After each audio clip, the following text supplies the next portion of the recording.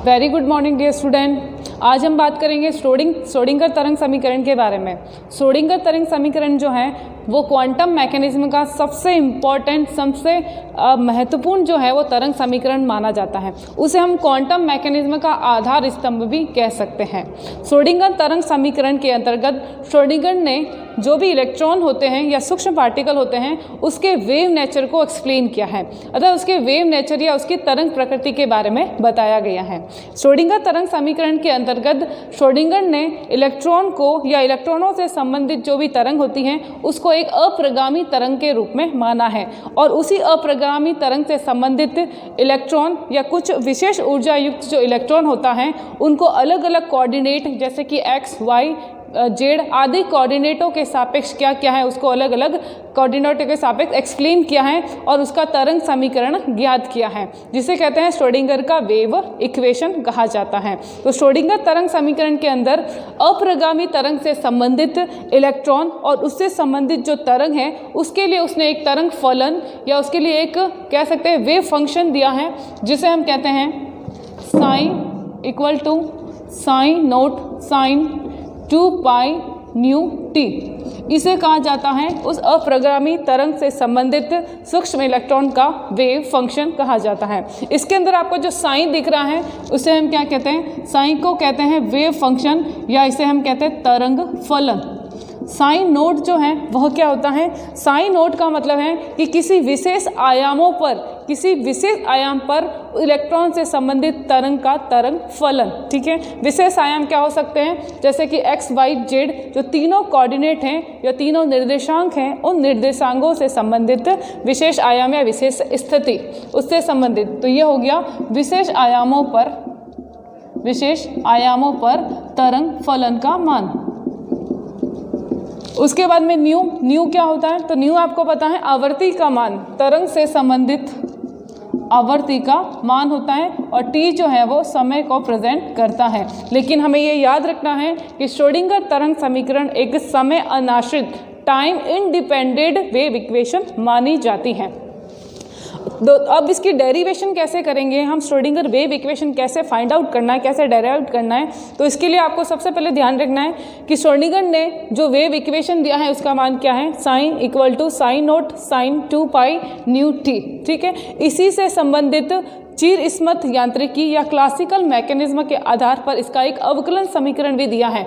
इसका मान क्या होता है, इसका मान होता है del square psi del T square equal to V square delta psi. अब इसके अंदर मैंने ये लिखा है कि ये डेल्टा साइन जो है ये क्या होता है, इसका मतलब होता है, इसे हम कहते हैं लैप्लेशियन ऑपरेटर। इसको क्या कहा जाता है, इसको कहा जाता है लैप्लेशियन ऑपरेटर कहा जाता है। और ये लैप्लेशियन ऑपरेटर है, इसका क्या मान होता है, लैप्लेशियन ऑपरेटर का मान होता है del square psi del X square, तीनों कोऑर्डिनेट पे इसका मान होता है del square Y del Z Y square del square psi del Z square.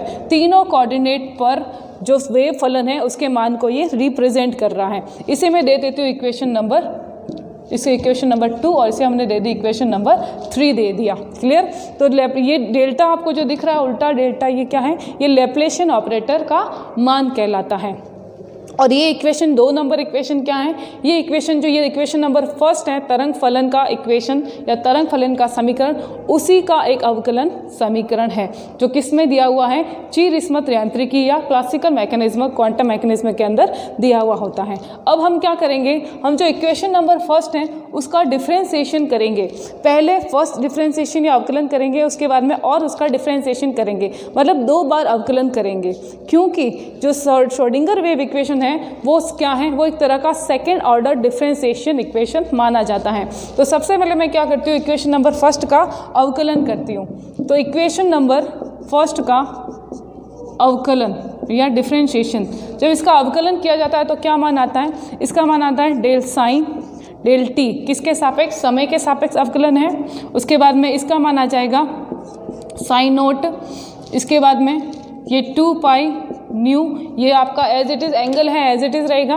Sign का हो जाएगा कॉस, ये कॉस, और उसके बाद में वापस से 2 पाई न्यू टी। ये हो गया इक्वेशन नंबर 4 हो गया। क्लियर? ये है इसका प्रथम अवकलन। कौन सा? First differentiation.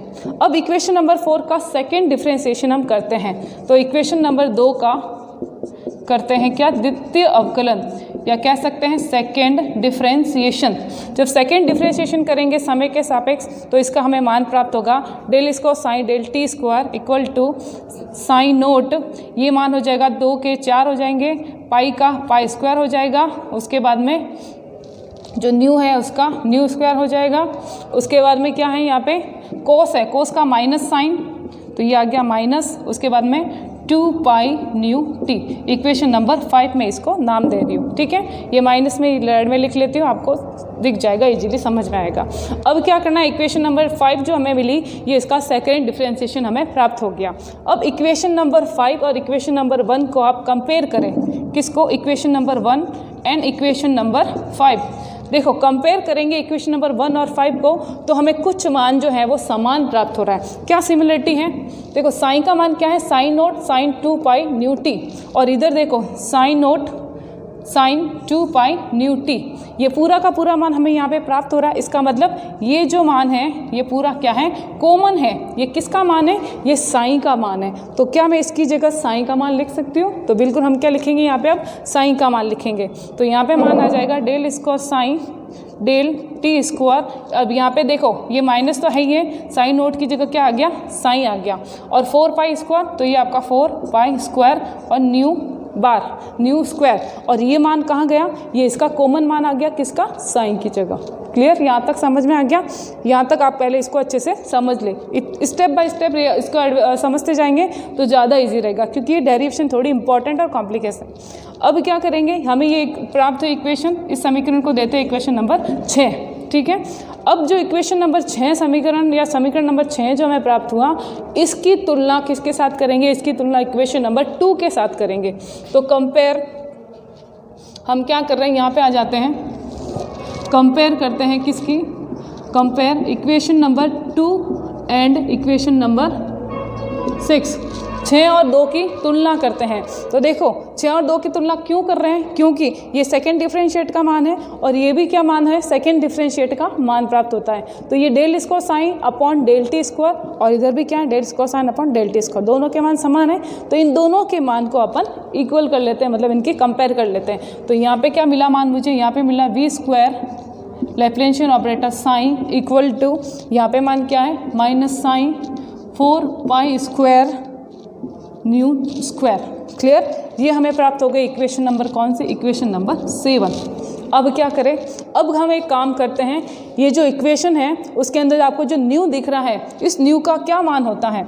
न्यू का मान हमें पता है कि सी अपॉन लैम्बडा होता है, या हम कहते हैं कि वी अपॉन लैम्बडा होता है। ठीक है, मतलब प्रकाश का वेग और उसके बाद में अपॉन में क्या है? तरंग दैर्ध्य या वेवलेंथ का मान होता है।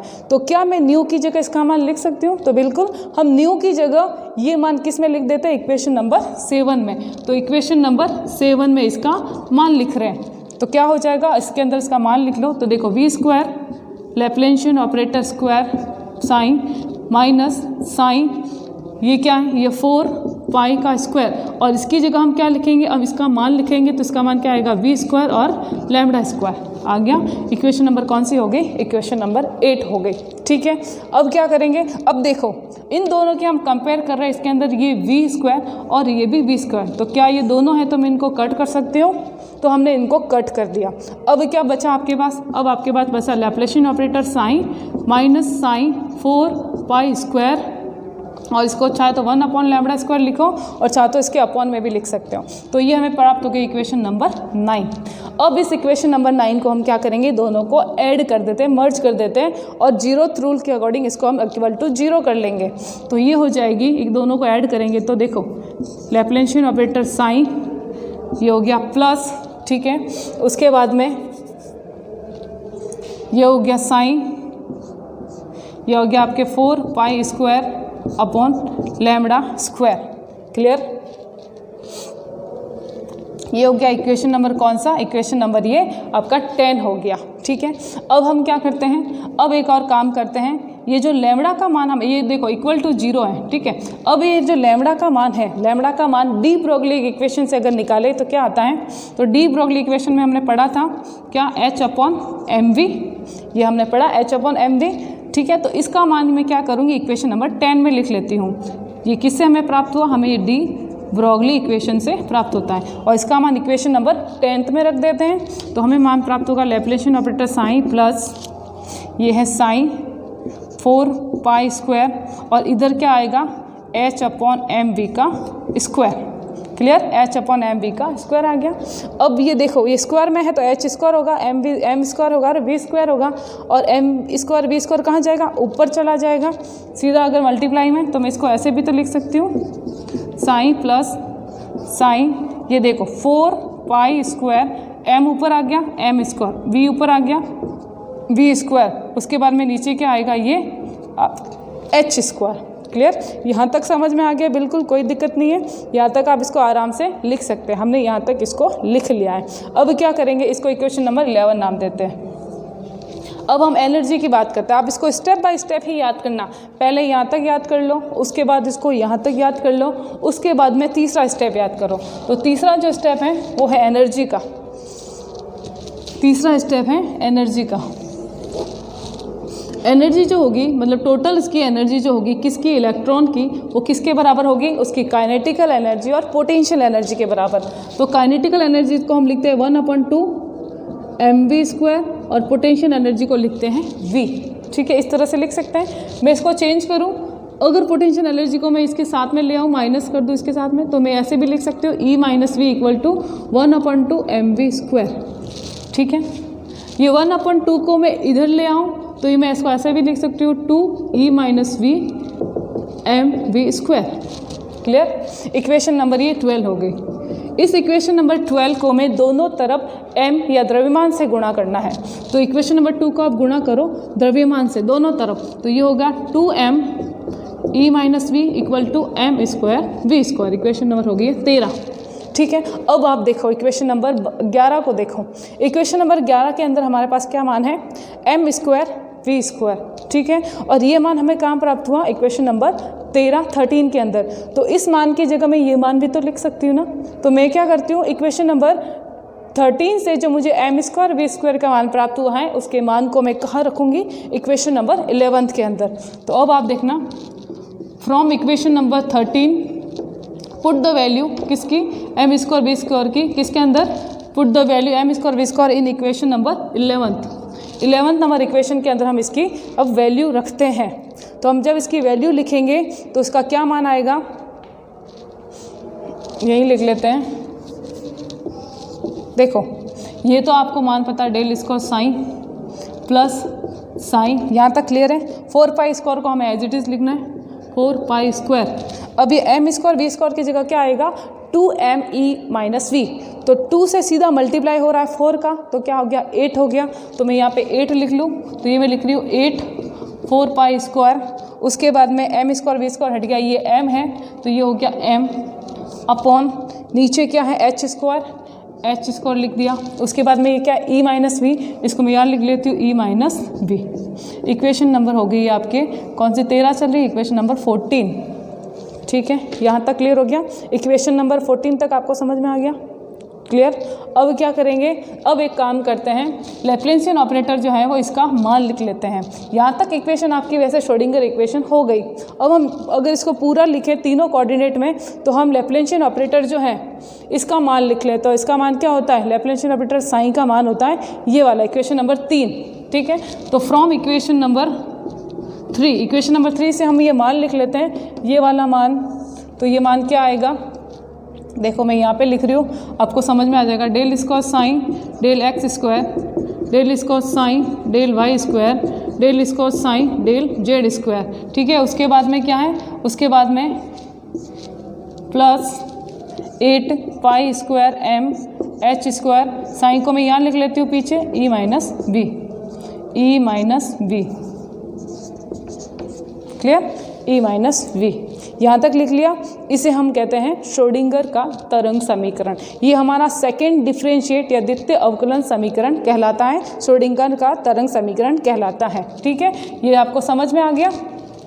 ये वाला मान हमने क्या कर लिया, लैप्लासियन ऑपरेटर का वहाँ पे हमने मान लिख लिया है। तो इसे हम कहते हैं श्रोडिंगर का तरंग समीकरण। अब देखो इसके अंदर तीनों कोऑर्डिनेट दिख रहे हैं, एक्स वाई और जेड तीनों कोऑर्डिनेट दिख रहे हैं। मतलब ये जो तरंग समीकरण है वो तीनों कोऑर्डिनेट के सापेक्ष निकाला गया है। मतलब इलेक्ट्रॉनों की जो गति हो रही है वो तीनों कोऑर्डिनेट पे होगी। वो चाहे तो इलेक्ट्रॉन एक्स कोऑर्डिनेट में गमन कर सकता है, वो वाई में गमन कर सकता है, और जेड के अंदर भी उसकी गति हो सकती है। किस फॉर्म में, वेव के फॉर्म में। अगर मैं बात करूँ कि इलेक्ट्रॉन एक ही दिशा में, एक ही जैसे एक्स एक्सिस है उस पर ही घूम रहा है या एक्स कोऑर्डिनेट के अंदर ही गमन कर रहा है, तब श्रोडिंगर इक्वेशन क्या बनेगी। तब आपको क्या करना है, एक्स के अंदर ही गमन कर रहा है या एक्स की दिशा में ही गमन कर रहा है, तो हमें सिर्फ इसी को लिखना है, इन दोनों को नहीं लिखना है। जैसे ये तो आपका हो गया त्रिविमीय या 3D श्रोडिंगर इक्वेशन। अगर मैं बात करूँ 1D श्रोडिंगर इक्वेशन, तो आप इसको इस फॉर्म में लिख सकते हो, del square psi del X square, उसके बाद में plus 8 pi square M H square psi E minus V. तो ये क्या कहलाएगा, ये आपका कहलाएगा 1D या एक विमीय श्रोडिंगर इक्वेशन कहलाएगा। क्लियर। तो ये है श्रोडिंगर इक्वेशन। और श्रोडिंगर इक्वेशन जो होती है वो क्या है, श्रोडिंगर इक्वेशन एक टाइम इंडिपेंडेंट या समय अनाश्रित तरंग फलन का समीकरण होती है। अब देखो इसमें आपको कहीं टी दिख रहा है क्या, टी कहीं नहीं दिख रहा है। इसका मतलब ये समय पर निर्भर नहीं करती हैं, ठीक है, क्योंकि इसको एक हमने अप्रगामी तरंग के रूप में माना है, इसलिए समय पर निर्भर नहीं करती हैं। और इलेक्ट्रॉनों की गति जो है वो तरंग के रूप में इसने तीनों कोऑर्डिनेट के अंदर दर्शाई है, एक्स वाई और जेड कोऑर्डिनेट के अंदर, जो त्रिविमीय या 3D श्रोडिंगर इक्वेशन कहलाती हैं। अगर एक विमीय की बात करती हूँ तो आप इस फलन को इस तरह से लिख सकते हैं। क्लियर। तो ये आपका हो गया श्रोडिंगर का तरंग फलन समीकरण। क्लियर। अब देखो इसकी इंपॉर्टेंस क्या होती है, इसका महत्व क्या है। तो श्रोडिंगर तरंग समीकरण जो है उसकी सबसे बड़ी इंपॉर्टेंट, सबसे पहली बात, ये एक समय अनाश्रित तरंग फलन होता है, ठीक है। दूसरी बात क्या है, श्रोडिंगर वेव इक्वेशन एक द्वितीय अवकलन समीकरण होता है।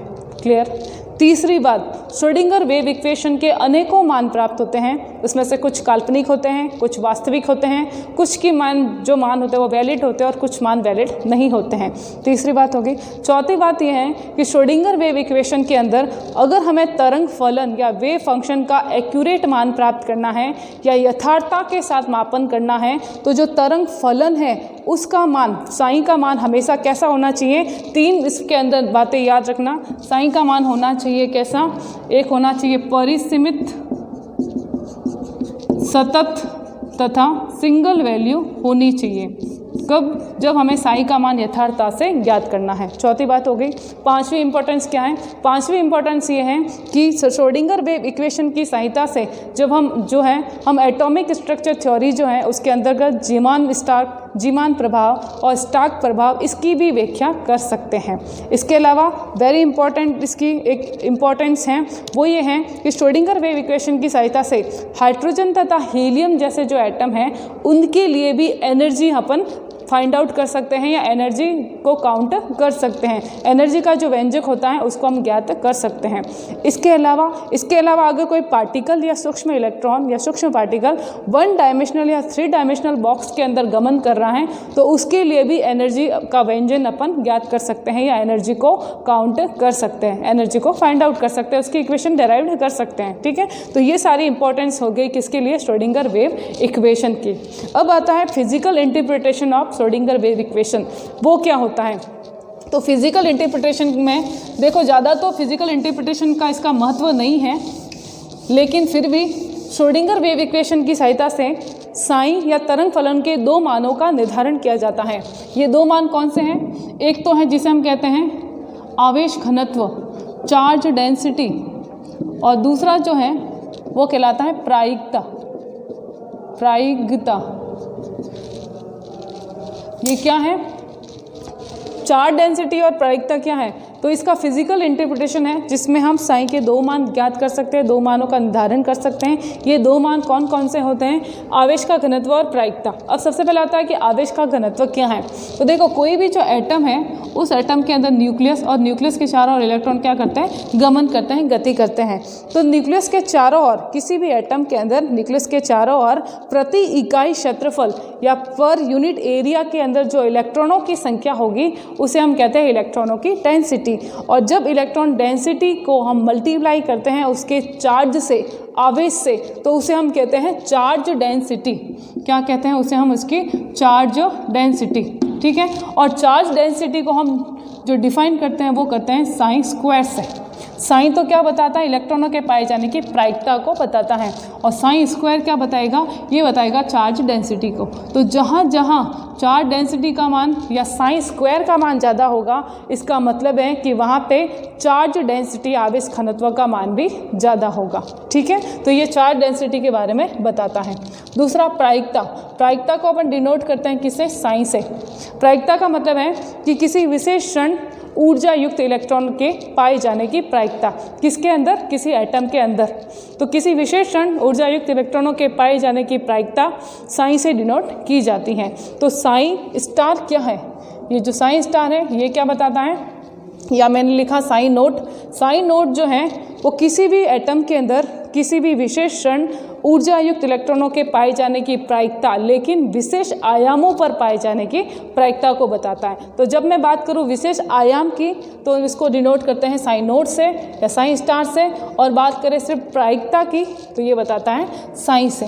ठीक है। तो इस प्रकार से श्रोडिंगर वेव इक्वेशन के द्वारा उसके फिजिकल इंटरप्रिटेशन के अंतर्गत या फिजिकल इंपॉर्टेंस के अंतर्गत हम जो है साइन के दो मानों का निर्धारण कर सकते हैं। ठीक है। तो ये है श्रोडिंगर इक्वेशन के बारे में, वेरी इंपॉर्टेंट टॉपिक है। श्रोडिंगर वेव इक्वेशन क्या है, कैसे डिराइव करना है, उसकी फिजिकल इंपॉर्टेंस क्या होती है।